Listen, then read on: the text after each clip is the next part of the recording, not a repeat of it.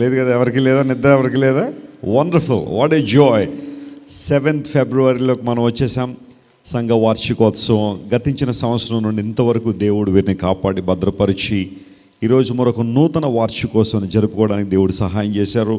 మరి హోలీ ల్యాండ్లో ఉన్న క్రిస్టియన్ బేతేల్ చర్చ్ని బట్టి మేము ప్రభువును స్తుతిస్తున్నాము. దైవజనులు రెవరెండ్ ఓగూరి క్రిస్టఫర్ గారిని బట్టి, వారి సంఘ బిడ్డలను బట్టి, చాలా అద్భుతంగా ఈ పరిచర్యను ముందు కొనసాగిస్తున్న వారిని బట్టి నేను చాలా ప్రభువును స్తుతిస్తున్నాను.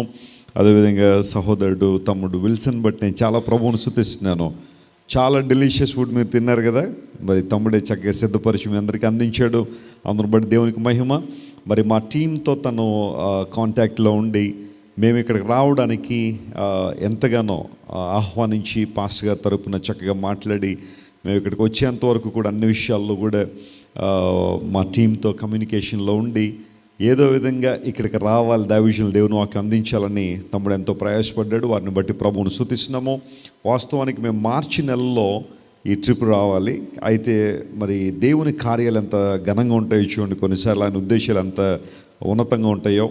మార్చిలో నాకు వేరే స్కెడ్యూల్ రావడం ద్వారా దాన్ని కొంచెం ప్రీపోన్ చేసి మరి ఫిబ్రవరి మొదటి వారంలో మీ మధ్యకి రావడం, మేము వచ్చినప్పుడు ఇక్కడ వార్షికోత్సవం జరగడం చాలా సంతోషం.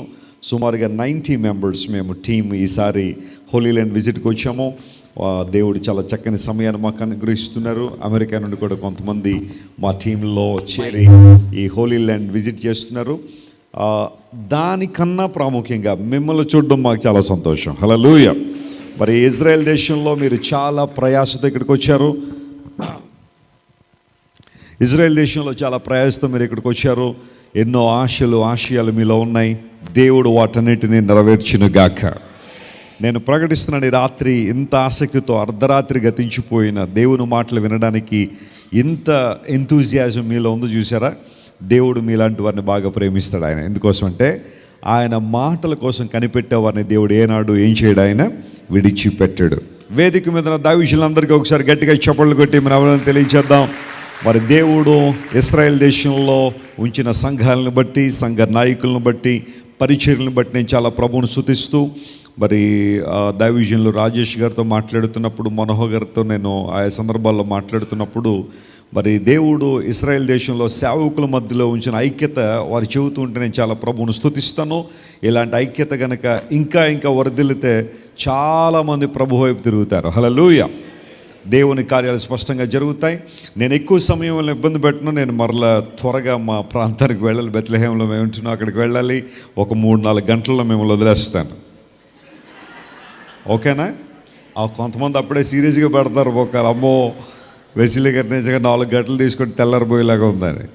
మరి మరలా మేము 5 o'clock మరలా టూర్ స్టార్ట్ చేయాలి కాబట్టి ఎక్కువ సమయం ఇబ్బంది పెట్టను. నేను చెప్పే కొన్ని విషయాలు మాత్రం జాగ్రత్తగా వినండి. ఎందుకంటే పరిశుద్ధాత్మ దేవుడు ఈ రాత్రి మనతో ఏం మాట్లాడినై ఉన్నాడో స్పష్టంగా మన హృదయాల్లో ఆయన వైపు కేంద్రీకరించుకుందాం. ఒకసారి ఒక పాస్టర్ గారు, ఒక లాయర్ గారు, ఒక డాక్టర్ గారు ముగ్గురు కూడా ఒక ర్యాంచ్లో షూటింగ్కి వెళ్ళారు. ర్యాంచ్ అంటే ఒక చిన్న సైజు అడవి అనుకోండి, లేకపోతే ఒక తోట లాంటిది. దానిలో షూటింగ్కి వెళ్ళారు. అమెరికాలో కానీ కొన్ని వెస్ట్రన్ కంట్రీస్లో ఈ కల్చర్ ఉంటుంది.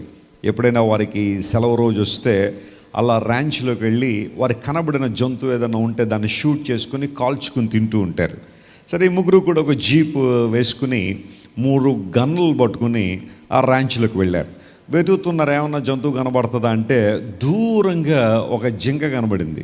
వెంటనే ముగ్గురు కూడా తమ యొక్క గన్స్ తీసి ఆ జింకను షూట్ చేశారు. షూట్ చేయగానే ఆ జింక పడిపోయింది. ఇప్పుడు ఈ ముగ్గురులో ఆర్గ్యుమెంట్ స్టార్ట్ అయింది. ఏమనంటే పాస్టర్ గారు ఏమంటాడంటే, నేను కాల్చిన ఆ బుల్లెట్టే, లేదా నేను ప్రయోగించిన బుల్లెట్టే ఆ జింకని చంపేసిందని పాస్టర్ గారు. డాక్టర్ గారు అదే అంటున్నాడు, ఇంజనీర్ గారు అదే అంటున్నారు.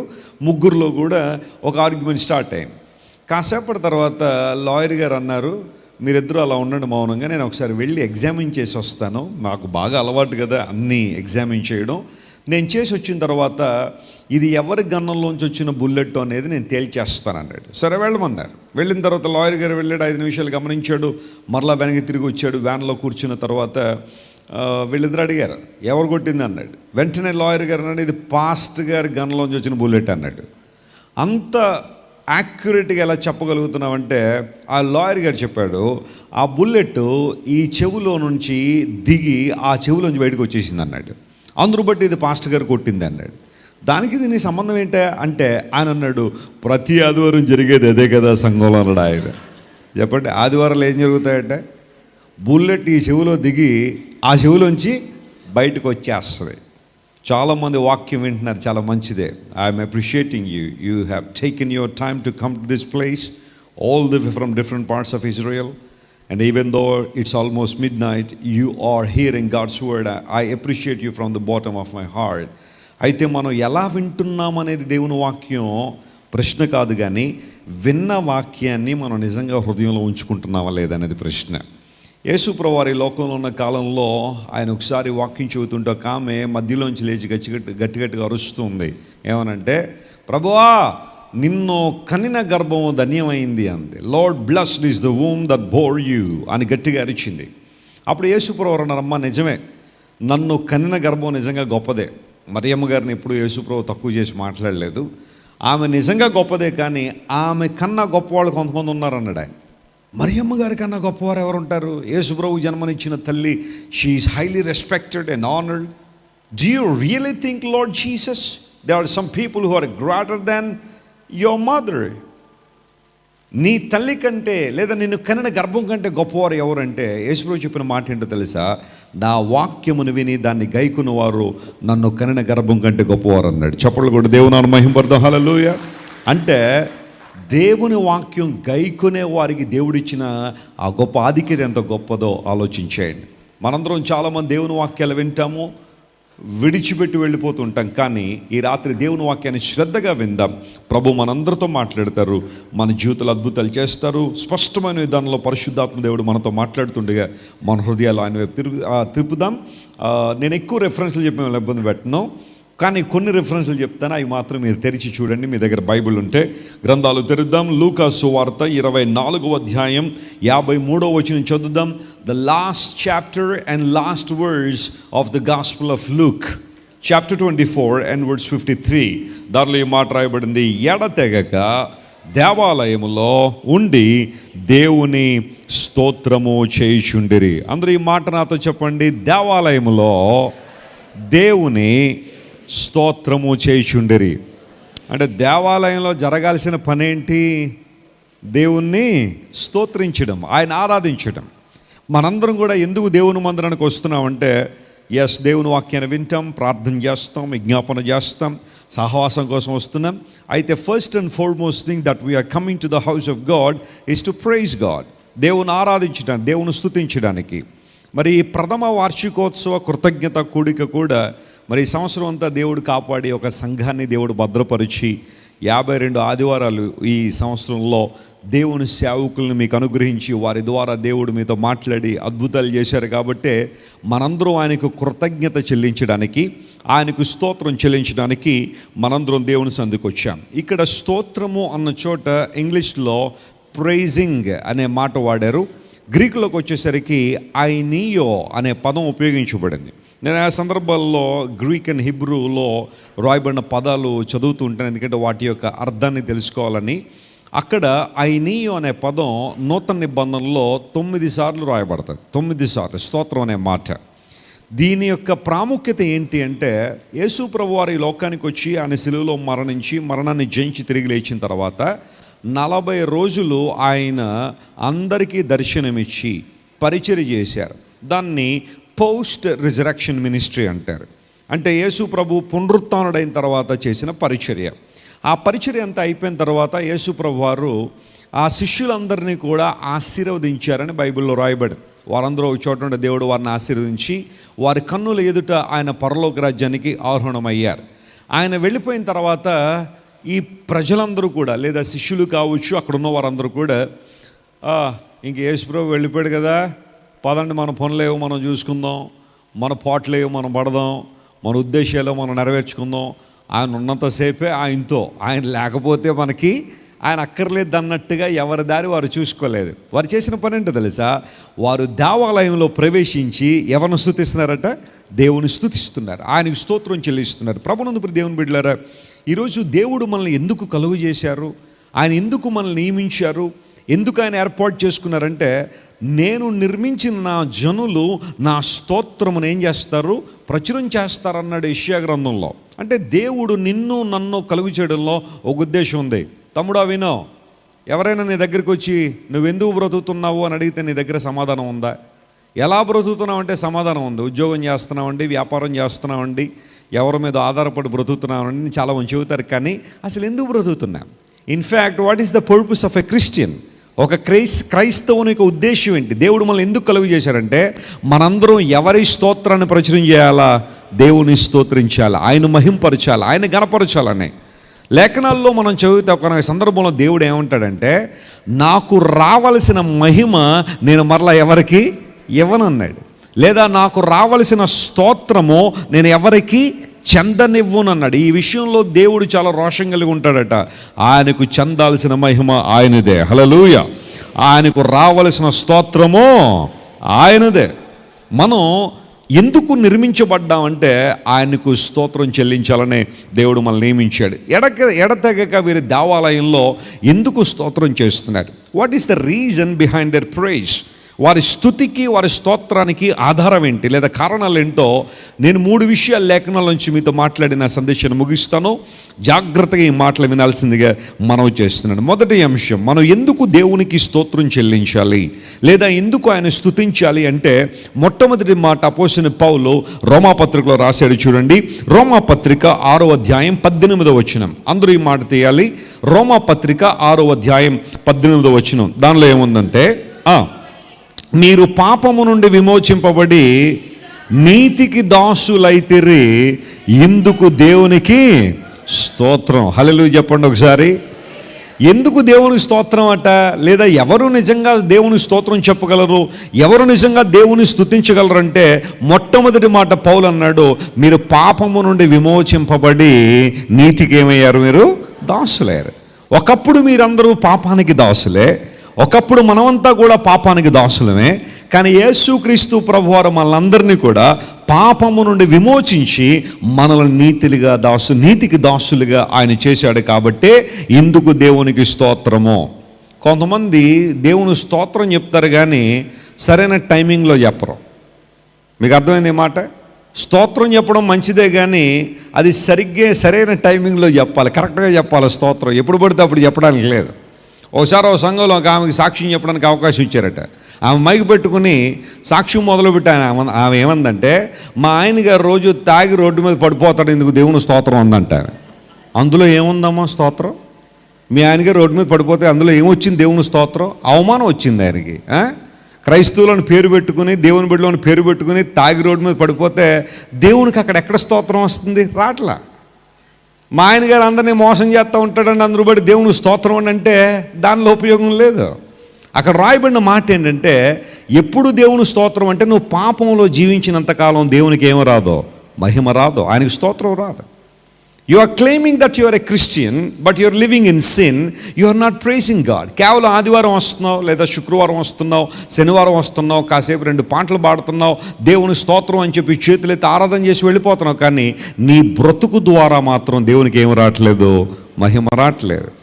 నువ్వు పాపంలో జీవించినంతకాలం నువ్వు దేవుణ్ణి అవమానపరుస్తూనే ఉన్నావు, దేవుణ్ణి గాయపరుస్తూనే ఉన్నావు. అందులో దేవుని సేవకుడు ఏమంటాడంటే, ప్రతిరోజు రాత్రి పండుకునేటప్పుడు ఒక క్రైస్తవుడు ఆత్మ పరిశీలన చేసుకోవాలట. Self examination అన్నదండి. ఏంటి ఆత్మ పరిశీలన అంటే, ప్రభువా ఈ రోజు అంతట్లో నేను జీవించిన ఈ జీవితంలో నిజంగా నిన్ను మహింపరిచానా, లేదా నేను ఎక్కడైనా గాయపరిచానా, పరిశుద్ధాత్మను ఎక్కడైనా దుఃఖపరిచానా అని ఎవరైతే తమను తాము పరిశీలన చేసుకుని సంపూర్ణంగా ప్రభువుకి సమర్పించుకుని ఆయన కృపలో వర్ధిల్లుతారో వారిని బట్టి దేవునికి ఏమొస్తుంది? మహిమ వస్తుంది, ఘనత వస్తుంది. అది దేవుడు కోరుతున్నాడు. అమెరికాలో నిక్కీ క్రూజ్ అని ఒక రౌడీ షీటర్ ఉండేవాడు, ఒక గ్యాంగ్ లీడర్ ఉండేవాడు. నేను అమెరికా ప్రతి సంవత్సరం 2 లేదా 3 సార్లు దేవుని వాక్యం చెప్పడానికి వెళ్తూ ఉంటాను ఆ స్టేట్స్లో. ఎప్పటికి సుమారుగా ఒక 48 సార్లు అమెరికాలో పర్యటన చేసి దేవుని సువార్త చెప్పి వచ్చాను. అది దేవునికి మహిమ. అయితే ఆ ప్రాంతంలో నిక్కీ క్రూజ్ అనే ఒక ఆయన ఒక రౌడీ షీటర్గా ఉండేవాడు. ఒకసారి ఒక దేవుని సేవకుడు తను ప్రార్థన చేస్తున్నాడు, ప్రభువా నేను ఎవరికి సువార్త చెప్పాలి, ఎవరికి నీ మాటలు చెప్పాలంటే ప్రభు అన్నాడు, నీవు న్యూయార్క్ వెళ్ళి అక్కడ గ్యాంగ్స్టర్స్ ఉంటారు, వాళ్ళకి సువార్త చెప్పమన్నాడు. అప్పుడు ఈ సేవకుడు దేవుని సన్నిధిలో కనిపెట్టి, ప్రభువా వారందరూ ఇంత చక్కగా కూర్చుంటారంటావా? వాకింగ్ చెబితే వారు ఎదురు తిరుగుతారు, తిరుగుబాటు చేస్తారు. అలాంటి గ్యాంగ్స్టర్స్కి నేను సువార్త చెప్పాలంటే ప్రభు అన్నాడు, yes, you go and preach the gospel to them because I need everyone. నాకు అందరూ కావాల్సిన వారే అని ప్రభు చెప్పగానే డేవిడ్ విల్కర్సన్ అని ఆయన ఫిలదెల్ఫియా నుండి ఆయన న్యూయార్క్ వచ్చాడు. వచ్చిన తర్వాత చాలామంది యంగ్స్టర్స్ 3 ప్రాముఖ్యమైన బంధకాలకు వారు బానిసలైపోయారు. ఒకటి డ్రగ్స్, భయంకరంగా డ్రగ్స్ తీసుకోవడం. రెండవది గ్యాంగ్స్, అక్కడ కొంతమంది గ్యాంగ్స్గా ఫామ్ అయ్యి వేరే వాళ్ళ మీద దెబ్బలాటలాడడం. ఆ తర్వాత భయంకరమైన ఫార్నికేషన్, అంటే జారత్వానికి, వ్యభిచారానికి బానిసలైపోయిన యవనస్తులందరినీ దేవుని సేవకుడు ఒక్కొక్కరిగా కలుసుకుని వారందరికీ సువార్త చెబుతుంటే కొంతమంది ప్రభు దగ్గరికి వస్తున్నారు. కానీ ఈయన ఉద్దేశం, ఈయన యొక్క లక్ష్యం ఆ గ్యాంగ్ లీడర్ని కలుసుకోవాలని, నిక్కీ క్రూజ్ని కలుసుకోవాలని. చాలా కష్టమైంది. కొన్ని నెలల తర్వాత అతను కనుగొన్నాడు. 1 నిమిషం మాత్రమే సమయం ఉంది సువార్త చెప్పడానికి. మీలాగా ఒక 40 నిమిషాలు 30 నిమిషాల సమయం లేదు అక్కడ. 1 మినిట్ మాత్రమే సమయం ఉంటే దగ్గరికి వెళ్ళి షేక్ హ్యాండ్ ఇచ్చి అన్నాడు, Nikki cruise, Jesus loves you అన్నాడు. యేసు ప్రభు నిన్ను ప్రేమిస్తున్నాడని. ఆ మాట వినగానే నిక్కీ క్రూజ్ చెయ్యి చాపి ఒక్కడు కొట్టాడు దేవుని సేవకుడిని. ఆ చెంప మీద కొడితే ఆ దేవుని సేవకునికి చాలా ఇబ్బంది అనిపించింది. He slapped him on his cheeks. వెంటనే ఆ స్థలంలో మనం ఉంటే, నేను ఇంకెప్పుడైనా నీకు సువార్త చెప్తానేమో, చూడు నన్ను ఇలా కొడతావు నువ్వు అని చెప్పి ఏమన్నా ఇబ్బంది పెట్టి వెళ్తావేమో. కానీ దేవుని సేవకుడు తెలుసా, జాగ్రత్త వినండి, my dear friend Nikki cruise, if you make me 1000 pieces, every one of the pieces will say Jesus loves you. నువ్వు నన్ను 1000 ముక్కలు చేసాయి ఈరోజు, కానీ నాలోంచి తెగపడే ప్రతి ముక్క యేసు ప్రభు నేను ప్రేమిస్తున్నాడని చెబుతుంది. హల్లెలూయా. అంతకన్నా గొప్ప సువార్త ఏంటండి? ఆ ఒక్క మాట వినేసరికి నిక్కీ క్రూజ్ కళ్ళవేమో నీళ్ళు వచ్చేస్తున్నాయి. ఎందుకు వస్తున్నాయో తెలియదు. అలాంటి వాడు ఏడ్చి చాలా కాలమైంది. ఏడుపు అంటే ఏంటో తెలియదు ఆ గ్యాంగ్ లీడర్లకి. ఆ రోజు ఏడ్చాడు. ఇంటికి వెళ్ళిన తర్వాత పడుకుంటే నిద్రపడట్లేదు. ఇవే మాట గుర్తొస్తున్నాయి. అంత భయంకరంగా సేవకుని కొడితే మరలా నన్ను దేవుడు ప్రేమిస్తున్నాడు అంటాడేంటి? నిజంగా అంత ప్రేమ యేసు ప్రభువులో ఉందా? నాలాంటి కరడుగట్టిన వ్యక్తులను కూడా యేసు ప్రభు మారుస్తాడా? నాలాంటి వారిని కూడా యేసయ్య క్షమిస్తాడని తన జీవితంలో ఆ రియలైజేషన్ ఆ రాత్రి వచ్చినప్పుడు, ఆ రాత్రి యేసయ్యను అంగీకరించి తన జీవితాన్ని ప్రభువుకు అప్పగించి ఈ రోజున నిక్కీ క్రూజ్ అమెరికా అంతా తిరిగి అద్భుతమైన సేవ చేస్తున్నాడు. ఆయన స్తోత్రం చెప్పాడు. హల్లెలూయా. చాలామంది అడుగుతుంటారు, యేసు ప్రభు నిజమైన దేవుడా అండి? ఆయన ఉంటే ఎక్కడున్నాడు చూపించండి మాకు, ఆయన తీసుకురండి ఒకసారి అని చాలామంది అడుగుతూ ఉంటే, దేవుణ్ణి తీసుకొచ్చి ఒక విగ్రహం లాగానో ప్రతిమలాగానో నీ ముందు నిలబెట్టలేం. కానీ ఆయన ఉన్నాడు కాబట్టే భయంకరమైన జీవితాలు కలిగిన వారు అనేక మంది మారుతున్నారు. హల్లెలూయా. అన్యాయస్తులు మారుతున్నారు, నీతిమంతులుగా చేయబడుతున్నారు. వ్యభిచారులు నీతిమంతులుగా చేయబడుతున్నారు. త్రాగుబోతులు నీతిమంతులుగా చేయబడుతున్నారు. అబద్ధికులు, అన్యాయస్తులు, అక్రమార్కులు నీతిమంతులుగా చేయబడుతున్నారంటే దేవుడు ఉన్నాడు అనడానికి ఒక సజీవ సాక్ష్యం ఏంటో తెలుసా? ఒక పాపి రక్షణ పొందడమే. హల్లెలూయా. ఈరోజు సూటి ప్రశ్న అడుగుతున్నాను. ఈ వార్షికోత్సవం వచ్చి నీవు రక్షణ పొందావా? నువ్వు రక్షించబడ్డావా? నువ్వు రక్షణ పొందకపోతే ఒకనాడు మరణం నిన్ను కబళిస్తే నువ్వు నిత్య నరకంలో కాలిపోవాల్సిందే, సదాకాలం ఉండాల్సిందే. ఒక్కసారి అక్కడికి వెళ్ళావంటే నరకానికి ఎగ్జిట్ డోర్ ఉండదట.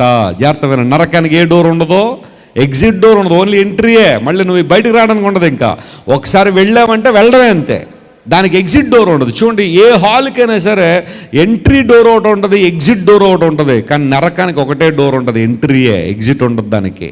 ఒక్కసారి దానిలో పడ్డావా ఇంక నీ జీవితం అంతా యుగయుగాలు దానిలో కాలాల్సిందే. కానీ ఆ ఘోర నరకం నువ్వు తప్పించుకోవాలనే యేసు ప్రభు, దేవుడంతటి వాడు యేసు ప్రభు ఈ లోకానికి వచ్చి నీ కోసం సిలువలో తన ప్రాణాన్ని అర్పించాడు. నరకం ఎంత భయంకరమైంది కాకపోతే యేసు ప్రభు మన కోసం ప్రాణం అర్పించుంటాడు చెప్పండి. అదేదో చిన్న సాదాసీదా విషయం అయితే యేసయ్య ప్రాణం అర్పించాల్సిన అవసరం లేదు. నీవు నేను దాన్ని తప్పించుకోవాలనే క్రీస్తు ప్రభువారు శిలువలో మన కోసం ఏం చేశారు? ఆయన తన ప్రాణం అర్పించాడు. నువ్వు పాపంలో ఉండడం దేవుని ఇష్టం కాదు. కొంతమంది అంటారు, నేను ఇలా పాపంలో బతకడం దేవుని చిత్తమేమోనండి. ఏం చిత్తం అది? నువ్వు పాపంలో జీవించడం దేవుని చిత్తమా? నువ్వు నాశనం అయిపోవడం దేవుని చిత్తమా? మీలో ఏ ఒక్కరు నశించడం దేవుని చిత్తమో కాదు అన్నాడు ఆయన. చాలా స్పష్టంగా దేవుని రాయించాడు. కొంతమంది అడుగుతుంటారు, వెస్లీ గారు మా పట్ల దేవుని చిత్తం ఏంటండి అంటే, నువ్వు నశించిపోవడం దేవుని చిత్తమో కాదో, నువ్వు రక్షణ పొందడం దేవుని చిత్తం. అందును బట్టే యేసు ప్రభు నీ కోసం సిలువలో మరణించారు, తన ప్రాణాన్ని నీ కోసం అర్పించారు. సిలువలో దారదారులుగా తన రక్తం కార్చింది ఎందుకోసం తెలుసా? నీవు నేను రక్షణ పొందాలని.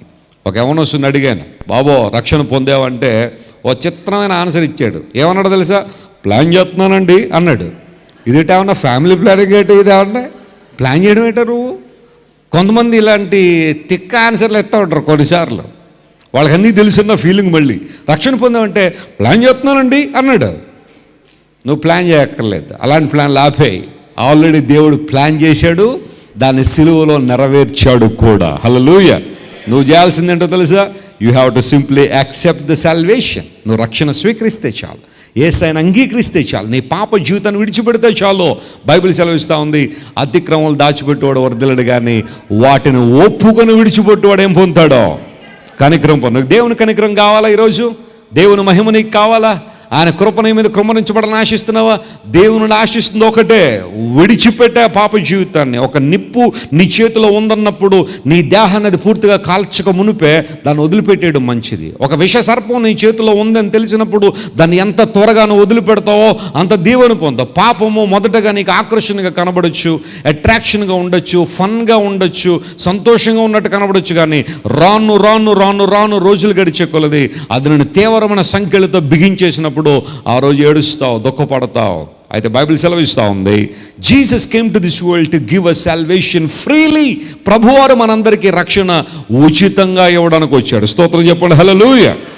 ఈ లోకంలో ఏదైనా ఉచితంగా ఇస్తున్నారంటే ఎవరైనా ఉచితంగా ఇచ్చినట్టు కనబడినా దాని వెనకాల ఏదో ఒకటి ఉంటుంది మరలా. ఉచితం ఏది ఉచితం కాదు. ఈ లోకంలో ఉచితమైందంటే ఏదైనా ఉంది అంటే అది యేసే మనకిచ్చే రక్షణ.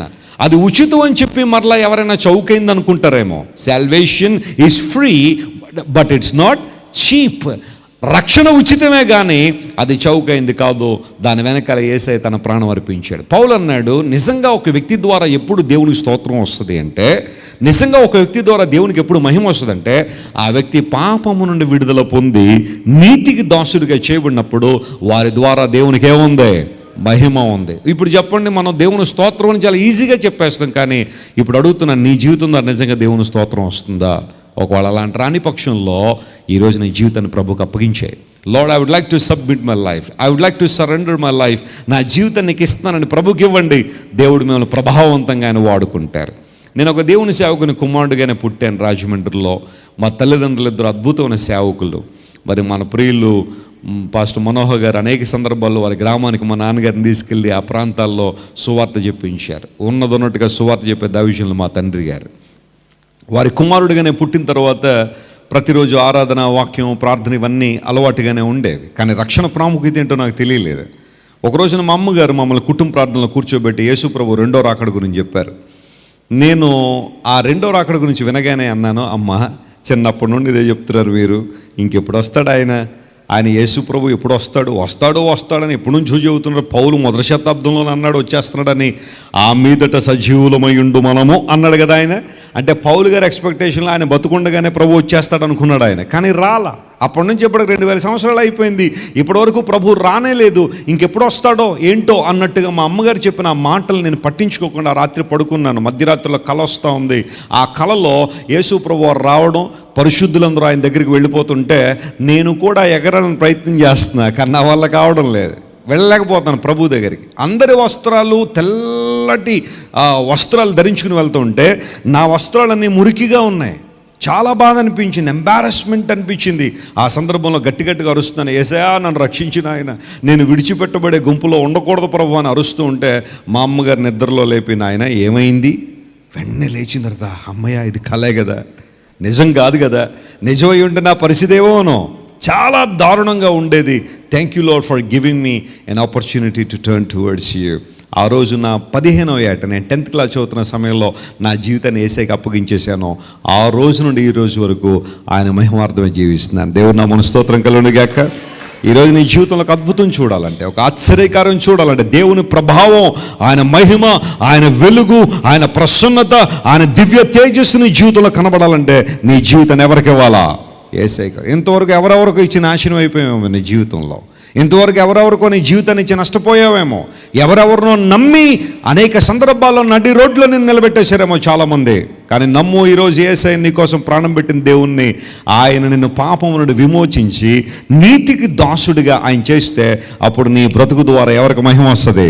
దేవునికి మహిమ వస్తుంది. అందరూ బట్టి వారు ఎడతెగక దేవాలయంలో దేవునికి ఏం చేశారంటే వాళ్ళు స్తోత్రం చేశారు. విడిపించబడిన జీవితాల ద్వారా దేవునికి స్తోత్రం ఉంది.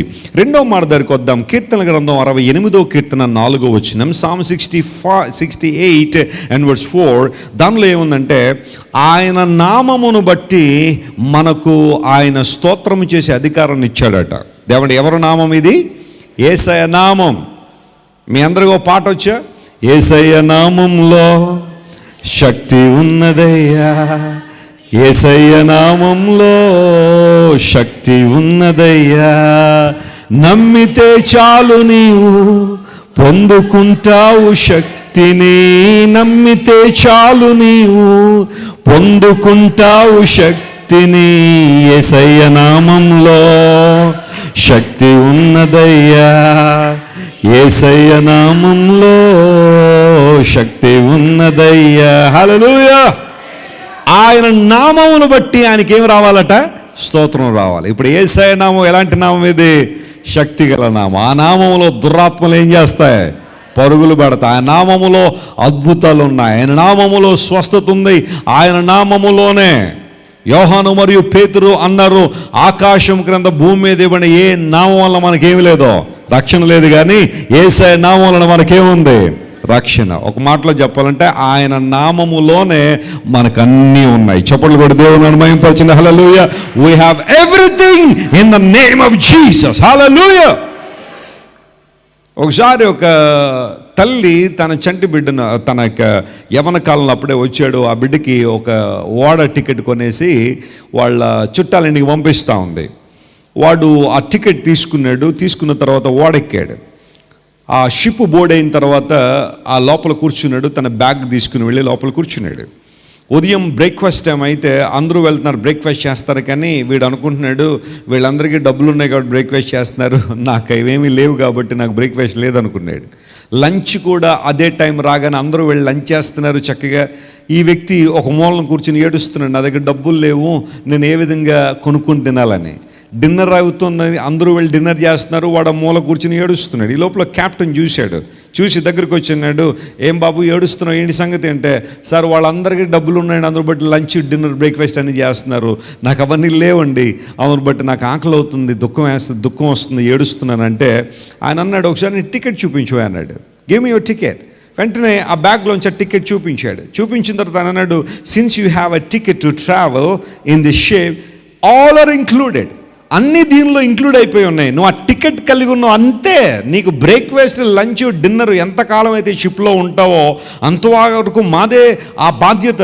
నువ్వు మరలా డబ్బులు చెల్లించాల్సిన అవసరం లేదు, నువ్వు వెళ్ళి నీకు ఏది కావాలో తిను అనగానే ఒక్క జంపులో పరిగెత్తుకుని వెళ్ళి కావాల్సినవన్నీ ప్లేట్లు వేసుకుని తినడం ప్రారంభించాడు.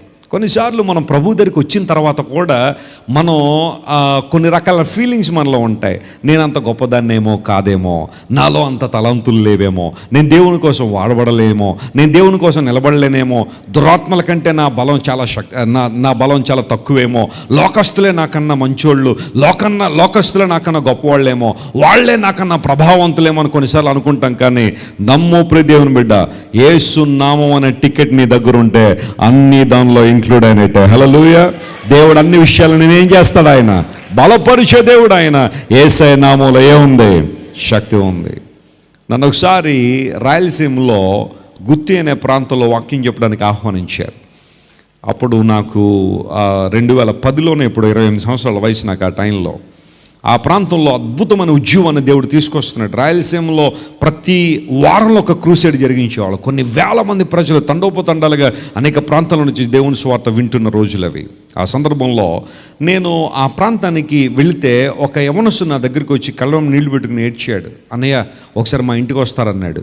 తమ్ముడు, నేను ఉండేది 3 రోజులు, ఉదయం మధ్యాహ్నం సాయంకాలం మీటింగ్లు ఉన్నాయి, చాలా బిజీగా ఉన్నాను, మీ ఇంటికి ఎందుకు రావాలి, ఏదైనా కారణం ఉందా చెప్పు అంటే, అన్నయ్య మీరు రావాలని, నేను చాలా బాధపడుతున్నాను, చాలా శ్రమ పడుతున్నాను, నా కష్టం పగోడు కూడా రాకూడదు, మీరు ఒకసారి మా ఇంటికి రావాలన్నాడు.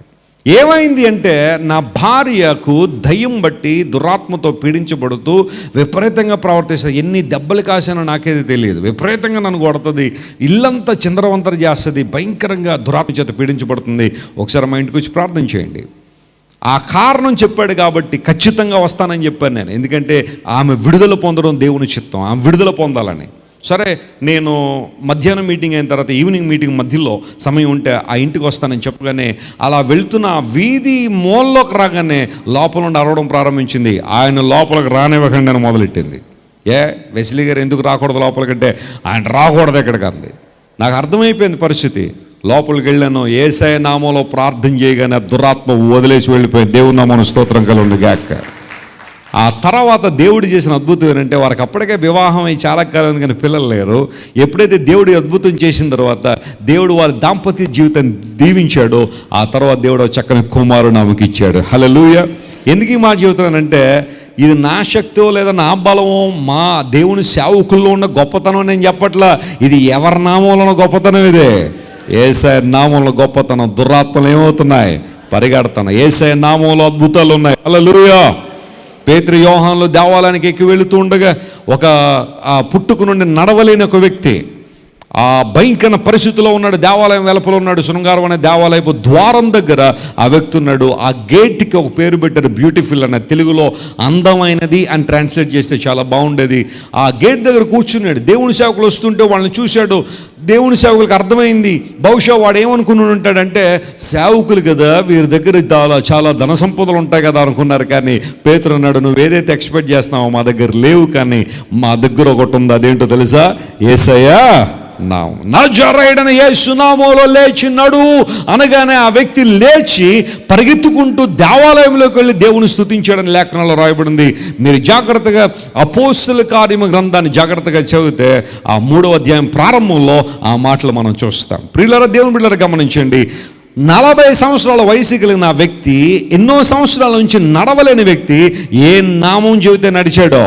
యేసయ్య నామంలో. ఈరోజు ఆ నామమే దేవుడు మనకిచ్చిన ఆయుధం. యేసయ్య నామాన్ని ఉచ్చరించడంలోనే శక్తి ఉంది, ఆ నామం పలకడంలోనే మనకు శక్తి ఉంది. కాబట్టి యేసయ్య నామాన్ని బట్టి మనం ఏం చేయాలంటే దేవునికి స్తోత్రం చెల్లించాలి. బలమైన కార్యాలు దేవుడు చేస్తాడు. ఈరోజు ఒకవేళ నువ్వు ఏదైనా సమస్యలు ఉన్నావా, ఏదైనా ఇబ్బందులు ఉన్నావా, ప్రతికూలతలు ఉన్నావా, pronounce the name of Jesus with all your heart. నీ హృదయపూర్వకంగా యేసు నామాన్ని ఏం చేయాలా? ఉచ్చరించగలిగితే ప్రభు కార్యాలు జరుగుతాయి. మా అమ్మమ్మ గారికి తల్లిగారు, ఆమె పేరు బాపనమ్మ. ఆమె 90 సంవత్సరాల పైనే బ్రతికింది. ఆమె తడిమడి ఆచారాలతో జీవించిన ఆమె ఫోటో మా దగ్గర ఒక్కటే ఉంది. అది కూడా మడికట్టుకుని తీసుకున్న ఫోటో. తెల్లటి గుడ్డను మడికట్టుకుంటారు కదా, ఒక బైబిల్ ఒకటి చేతిలో పెట్టుకుని ఆమె ఫోటో ఒకటి ఉంటుంది. ఆమె దేవుణ్ణి చూడాలనే ఆశ ఆమెకి చాలా ఎక్కువ ఉండేది. ఎంత ఆశ అంటే, ఆమె చేసే భక్తి కార్యక్రమాలు ఇంకా బహుశా గ్రామంలో ఇంకెవరూ చేయరన్నట్టుగా భక్తి కార్యక్రమాలు. ఆమె ఒక రోజున పట్టుబట్టేసింది, నేను దేవుణ్ణి చూడాల్సిందే, ఆయన స్వరాన్ని వినాల్సిందే అని ఆమె పట్టుబట్టి ఆలోచన చేస్తున్న కాలంలో ప్రియులారా, ఆమెకు అలా దినాలు గడుస్తూ ఉన్నాయి. ఎన్నో ప్రయత్నాలు చేసింది, దానివల్ల కాలేదు. ఆమెకి ఒక రోజున బోధకాలు స్టార్ట్ అయింది, ఫైలేరియా స్టార్ట్ అయింది. అదొక భయంకర వ్యాధి. మీలో చాలా ఫైలేరియా 2 రకాలు. ఒకటి, కాలు విపరీతంగా వాచిపోవడం, ఉబ్బిపోవడం. కొంతమంది కాలు వాపు రాదు కానీ ఎర్రగా అయిపోయి మంట భయంకరంగా వస్తుంది, అదొకలాంటి ఫైలేరియా. మా అమ్మమ్మ వాళ్ళ అమ్మకి అలాంటి పరిస్థితి వస్తే ఆ ప్రాంతంలో ప్రియుల ఒక ఆమెకి యేసు ప్రభు గురించి చెప్పడం ప్రారంభించింది. అమ్మ, యేసు ప్రభు గొప్ప దేవుడు, ఆశ్చర్యకరుడు అంటే ఆమె గబగబా నూతి దగ్గరికి వెళ్ళి స్నానం చేసిందట. ఎందుకోసం తెలుసా? ఆ నామమును విని ఏమైపోయాను, నేను మైలపడిపోయానని చెప్పి. కొంతమంది ఇలాంటి వాళ్ళు ఉంటారు. కొంతమంది యేసు నామం విని మేము అపవిత్రం అయిపోయాం అనుకుంటా చాలామంది. యేసయ్య నామం నిన్ను అపవిత్రపరిచే నామం కాదమ్మా. ఏ నామం అది? నిన్ను పవిత్రపరిచే నామం. హల్లెలూయా. నిన్ను ఉద్ధరించే నామము, నిన్ను లేవనెత్తే నామం. ఆమె వెళ్ళి నూతి దగ్గర స్నానం చేసి వచ్చింది. ఆ పేరు వినడం ద్వారా నేను మైలుపడిపోయానని. ఇప్పటిదాకా నేను చేసిన పుణ్యకార్యాలన్నీ పోయాయి, పుణ్యకార్యాలన్నీ కూడా నిర్వీర్యమైపోయినాయి అనుకుని నూతి దగ్గర స్నానం చేసి వస్తే ఆమె ఎవరో, ఆమె ఇంకా పట్టుదల. రెండోసారి మళ్ళీ చెప్పిందంట, ఏమండి బాపనమ్మ గారు, యేసు ప్రభువుని నమ్ముకోవచ్చు కదండి, ఆయన స్వస్థపరిచే దేవుడు అని. అంటే ఇవి మళ్ళీ పెరుగుతుంది ఎక్కడికి? నూతి దగ్గరికి. మళ్ళా వచ్చిన తర్వాత మళ్ళీ ఆపలా. 3వసారి చెప్పగానే ఆమె అంది, నువ్వు ఎన్నిసార్లు చెప్తావు చెప్పే, అన్నిటికీ ఒకేసారి చేసేస్తాను అంద స్నానం. నువ్వు చెప్పే నీ ఓపిక, చివరిలో ఒకేసారి స్నానం అంది. నమ్మని దేవుని ప్రజలారా, బాప్తిజం తీసేసుకుందామే, గట్టిగా చెప్పులు కూడా దేవుని తీసుకుంద. ఆ స్నానం యేసయ్య నామం పేరట బాప్తిజంలోకి వచ్చింది. ఆమె అద్భుతాలు జరిగాయి. ముఖాముఖిగా దేవునితో మాట్లాడేదామే. అద్భుతమైన సాన్నిహిత్యం దేవునితో కలిగి ఉండేది. ఎందుకు ఈ మాట చెప్తున్నాను తెలుసా? యేసయ్య నామంలో ఏమున్నాయి? అద్భుతాలు, శక్తి, ప్రభావం ఉంది. ఆయన నామమును బట్టి స్తోత్రం కలుగునుగాక అన్నాడు. మూడో మాట దగ్గరికి వస్తాను చూడండి. కొరింథీయులకు రాసిన 2వ పత్రిక 2వ అధ్యాయం 14వ వచనంలో పౌలు మహాశయుడు మరొక మాట అక్కడ రాశాడు. ఆ మాటను కూడా పరిశీలించేద్దాం. 2 Corinthians chapter 2 and verse 14. దానిలో ఈ మాట స్పష్టంగా రాయబడింది. ఆ మాట చదువుకుని మనం ముగింపు ప్రార్థనలకు వెళ్తున్నాం.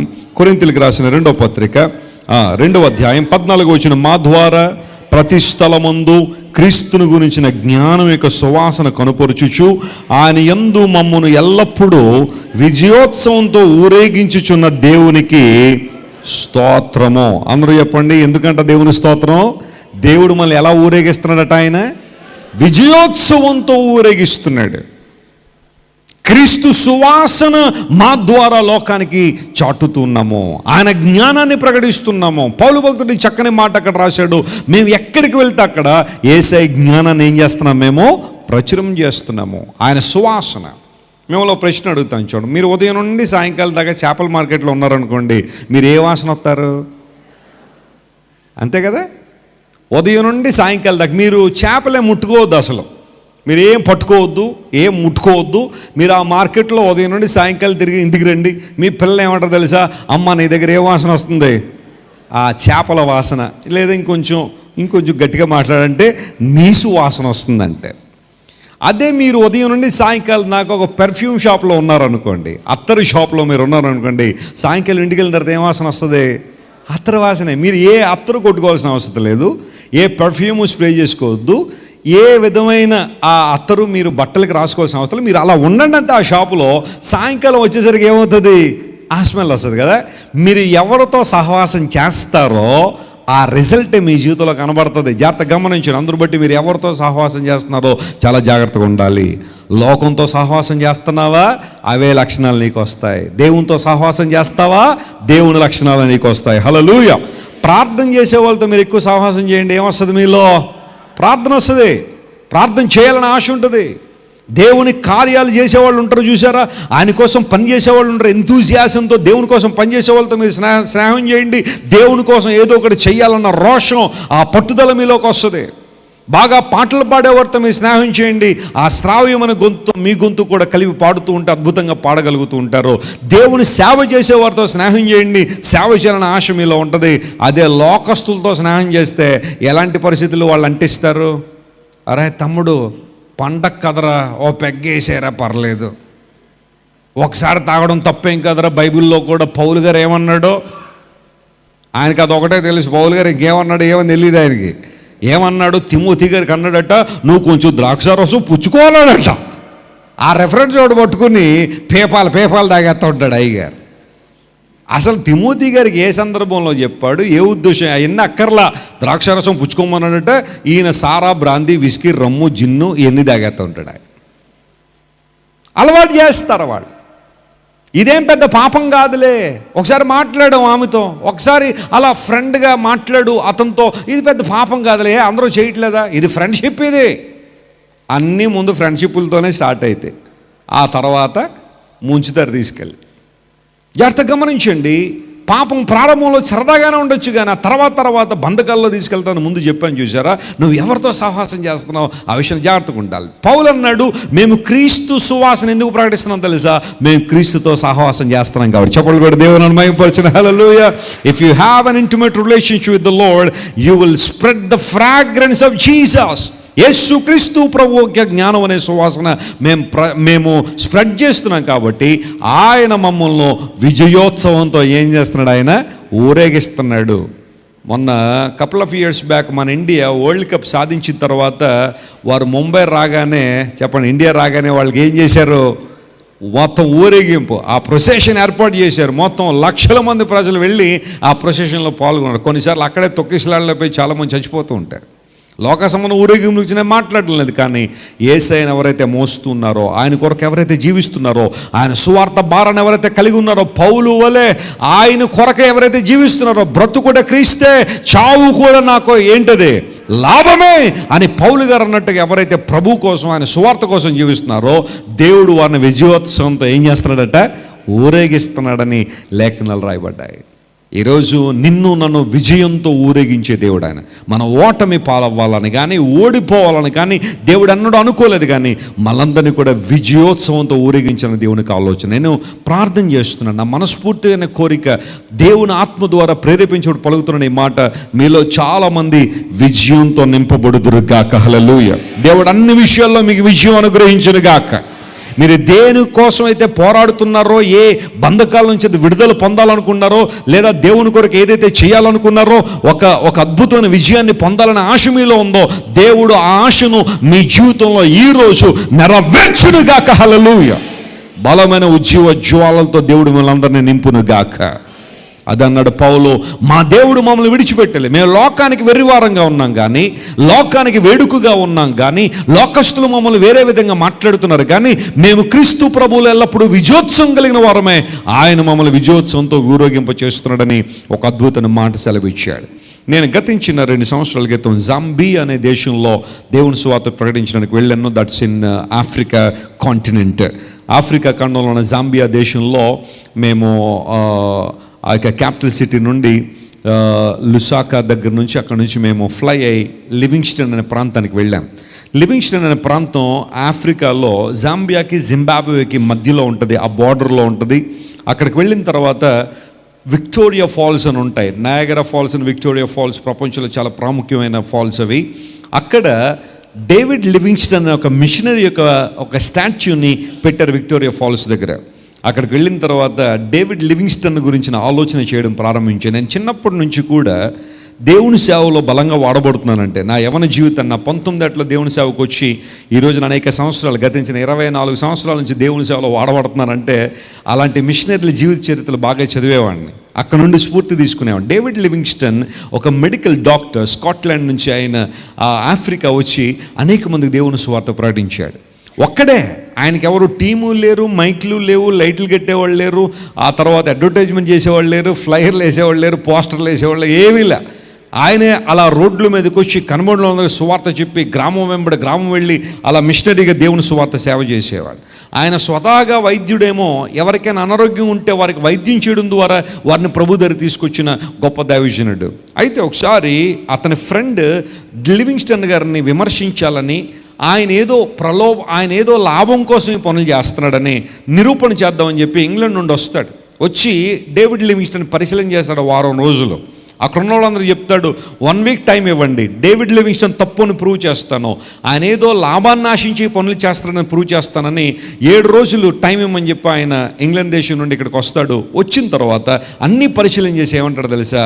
తిరిగి వెళ్ళిన తర్వాత విలేకరులు అడుగుతారు, ఏంటి బాబు నువ్వు చెప్పాల్సింది ఏంటంటే, ఆయన అన్న మాట జాగ్రత్తగా గమనించి, ఒక దేవుడు లేడని వాదించే వ్యక్తి డేవిడ్ లివింగ్స్టన్ గురించి చెప్తాడు. డేవిడ్ లివింగ్స్టన్ ఎంత ప్రభావవంతంగా దేవుని చేతిలో వాడబడుతున్నాడంటే, దేవుడు అతనిలో ఉన్నాడు కాబట్టే. హల్లెలూయా. దేవుని శక్తి అతనికి తోడుంది కాబట్టి ఇంత గొప్పగా వాడబడుతున్నాడు. సామాన్య మనిషి అయితే అతడు చేసే పనులు చేయలేడన్నాడు. అంత అద్భుతంగా దేవుని సువార్త ప్రకటించి ఆఫ్రికాను ప్రభు వైపు త్రిప్పి దేవుని కొరకు ఆయన గొప్ప కార్యాలు జరిగించి మరణించిన తర్వాత ఆఫ్రికన్స్కి బ్రిటిషర్స్కి చిన్న ఆర్గ్యుమెంట్ జరిగింది, ఈ దేహాన్ని ఎక్కడ పూడ్చాలని. ఆఫ్రికన్లు అన్నారు, డేవిడ్ లివింగ్స్టన్ పుట్టింది అక్కడే కానీ మా కోసం బ్రతికాడు కాబట్టి ఇక్కడే పూడుద్దామన్నారు.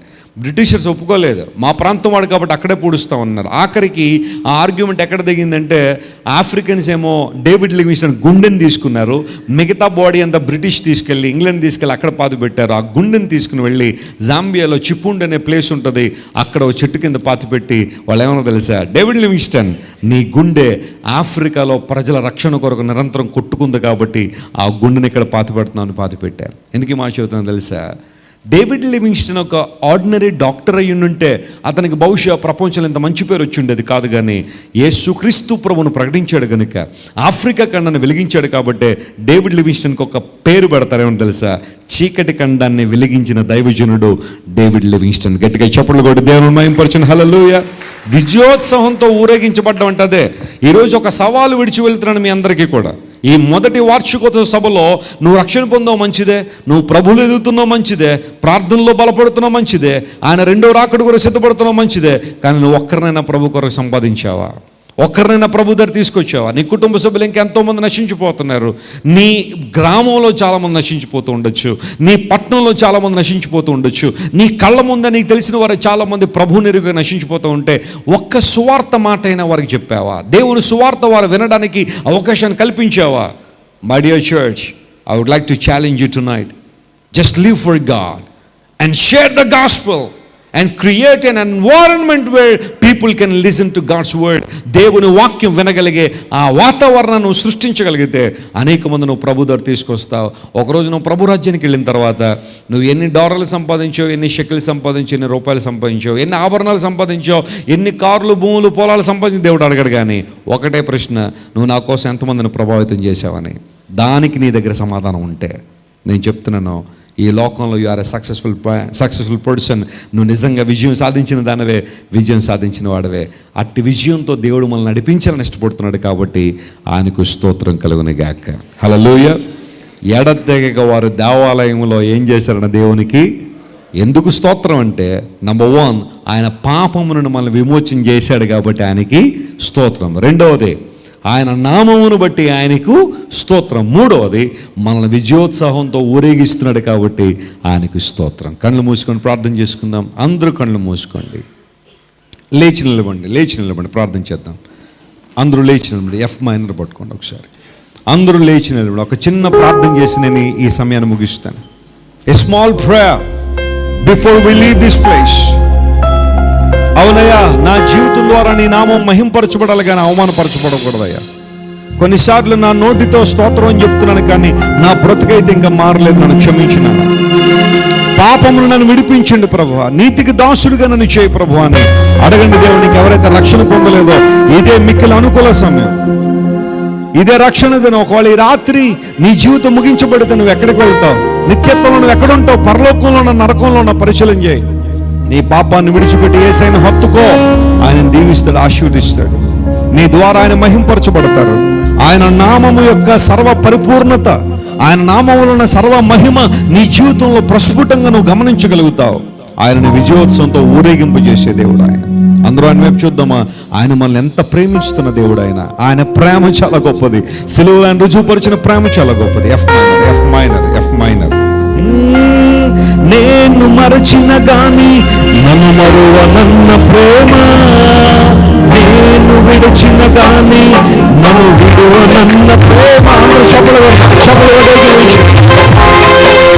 మరువనన్న ప్రేమ, నేను విడిచిన గాని నన్ను విడువనన్న ప్రేమ, ఏడుస్తుంటే ఎందుకున్న ప్రేమ,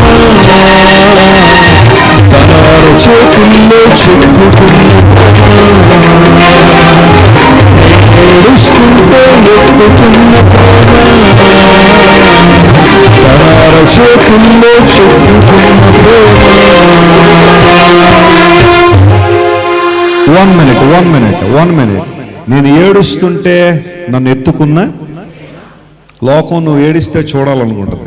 ఇంకా ఏడవాలని ఆశపడతారు. కానీ నువ్వు ఏడిస్తే తట్టుకోలేని వాడు, నువ్వు ఏడిస్తే నీ కన్నీళ్ళు తుడిచేవాడు ఎవరు? ప్రభువైన యేసయ్య. చెప్పండి, ప్రేమ యేసయ్య ప్రేమ. మారనిది, మరువు అనేది ఆ యేసయ్య ప్రేమ. అందరం కలిసి పాడదాం. మీ 2 చేతులు పైకెత్తండి ఒకసారి. ఇప్పుడు చప్పట్లు కొట్టండి. ప్రేమ యేసయ్య ప్రేమ, యేసయ్య ప్రేమ. ప్రతి ఒక్కరు చూద్దాం. ప్రేమ యేసయ్య ప్రేమ, ప్రేమ యేసయ్య ప్రేమ. మారనిది, మరువనిది, తీరనిది, ఎడబాటు. ప్రతి ఒక్కరు దేవాలయది జీవితంలో నీ నామమునకు మహిమ కలుగును. ప్రేమ యేసయ్య ప్రేమ, యేసయ్య ప్రేమ. గ్లోరీలో ప్రేమ యేసయ్య ప్రేమ, ప్రేమ యేసయ్య. అందరం చూద్దాం. మారనిది, మరువనిది, తీరనిది, ఎడబాయనిది. మారనిది, మరువనిది, తీరనిది, ఎడబాయనిది. మారనిది, మరువనిది, తీరనిది, ఎడబాయనిది. మరువనిది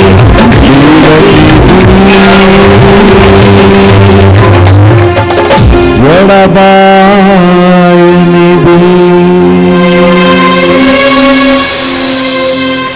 దేవుని బిడ్డలని ప్రార్థన చేసి ఒక ఆశీర్వాదం మీ మీద ప్రకటిస్తాను. అందరూ విశ్వాసం ఈ ప్రార్థన ఏకీవించండి. దేవుడు అద్భుతాలు చేస్తున్నాడు. పరిశుద్ధాత్మ దేవుడు రాత్రి మన మధ్య ఉన్నాడు. ఆయన నిన్ను విజయోత్సవంతో ఊరేగించాలని వచ్చాడు. ఆయన నిన్ను వాటంతో పంపించాలనుకోవట్లేదు. ఆయన నీ వైఫల్యంలో నిన్ను విడిచిపెట్టాలనుకుంటున్నారు. ఆయన నువ్వు ఓడిపోతే చూడాలనుకుంటారు చాలా మంది, నువ్వు ఏడిస్తే చూడాలనుకుంటారు, నువ్వు పడిపోతే చూడాలనుకుంటారు చాలా మంది. కానీ నీ దేవుడు ఒక్కడే నువ్వు విజయం సాధిస్తే ఆనందించేవాడు. ఆయన నువ్వు విజయం సాధించాలని కోరుకునే దేవుడు. ఆయన అందుకోసం నీ కోసం శిలువలో ప్రాణం పెట్టేశాడు. ఆయన నీ విజయాన్ని చూడాలని అడుగుదాం. ఈ రాత్రి ప్రభువా నన్ను దర్శించి నీ కొందనాల్లో నీ వాక్యం ద్వారా ముట్టున్నది నీకు స్తోత్రాలు. లార్డ్ డెలివర్ మీ, ఫాదర్ రిడీమ్ మీ లార్డ్. బంధకాల నుంచి విడిపించండి అయ్యా. నీ నామమును మహింపరిచే వ్యక్తిగా నన్ను చేయండి అయ్యా. నా నోటితో అయితే స్తోత్రం అని చెప్తున్నాను కానీ నా జీవితం ద్వారా చెప్పలేకపోతున్నాను. ఈ రాత్రి నా బ్రతుకుతో కూడా నీకు మహిమ కలిగించడానికి సహాయం చేయమని అందరం దేవుడి వైపు మనం చూద్దాం. ప్రేమగల తండ్రి, ఈ బేతెల్ చర్చ్ మొదటి వార్షికోత్సవ సభలో మేమందరం చేరి ఇంతవరకు నీ మాటలు వినడానికయ్యా, నిన్ను ఆరాధించడానికి మీరు ఇచ్చిన సమయాన్ని బట్టి నీకు స్తోత్రాలయ్యా. మా ప్రియులు ప్రతికూల వాతావరణంలో కూడా నీ సన్నిధికి వచ్చి ఇంతవరకు ఓపికతో నీ మాటలు మా దేవుడు మాతో మాట్లాడాలి. ఈ రాత్రి మా జీవితాలు అద్భుతం జరగాల, దేవుణ్ణి మోసుకుంటూ మేము వెళ్ళాలని అనేక మంది ఇక్కడికి వచ్చి ఉండగా ఇక్కడున్న ప్రతి ఒక్కరితో మీరు మాట్లాడేందుకు నీకు స్తోత్రాలయ్యా. నువ్వు ఏ ఒక్కరిని ద్వేషించేవాడు కాదయ్యా, ప్రతి ఒక్కరిని ప్రేమించే దేవుడు కనుక నీకు స్తోత్రాలు. ఈ రాత్రి ప్రకటిస్తున్నాను, ఈ వార్షికోత్సవ సభలో నీ వాక్యాన్ని విని తమ జీవితాన్ని నీకు అర్పించిన ప్రతి ఒక్కరూ విశేషంగా దీవించబడుదురు గాక. గట్టిగా చెప్పండి ఆమేన్. ఎవరైతే ఈ రాత్రి దేవుని సన్నిధిలో ఓటమితో నిలబడి ఉన్నారో అది ఏ రంగంలోనైనా ఈ రాత్రి ఆ ఓటమి గెలుపుగా మార్చబడును గాక, అపజయము జయముగా మార్చబడును గాక. ప్రతి విధమైన పాపము దేవుని యేసు నామములో ప్రతి ఒక్కరూ లేవనెత్తబడును గాక అని ప్రకటిస్తున్నాను. ప్రభు, ఎవరైతే నీ సన్నిధిలో నిరాశతో నిస్పృహలో ఉన్నారో, యాంగ్జైటీ డిప్రెషన్లో ఉన్నారో, యేసు నామములో వారికి విడుదల కలుగును గాక అని ప్రకటిస్తున్నానయ్యా. ప్రతి రుగ్మత, ప్రతి బలహీనత, ప్రతి వ్యాధి యేసు నామములో స్వస్థపరచబడును గాక. ప్రతి ఆర్థిక సంబంధ ఇబ్బంది యేసు నామములో తొలగిపోవును గాక. ప్రతి ఇమిగ్రేషన్ ప్రాబ్లం యేసు నామములో తొలగిపోవును గాక. నీ ప్రజల పక్షంగా మీరు అద్భుతాలు చేయండి. ఇశ్రాయేల్ దేశంలో మా తెలుగు సంఘాలన్నీ విశేషంగా దీవించబడును గాక. సేవకులు వారి కుటుంబాలు ఆశీర్వదించబడుదురు గాక. అద్భుతమైన సేవ చేసిన దాసులు మా ప్రియులు ఓగూరు క్రిస్టఫర్ గారు, వారి సంఘాన్ని మీరు దీవించి ప్రభువా శాఖోపశాఖలుగా విస్తరింపజేసి అనేక ఆత్మలు రక్షించబడిన వారు జీవించబడినట్లుగా మీరు సహాయం చేయండి.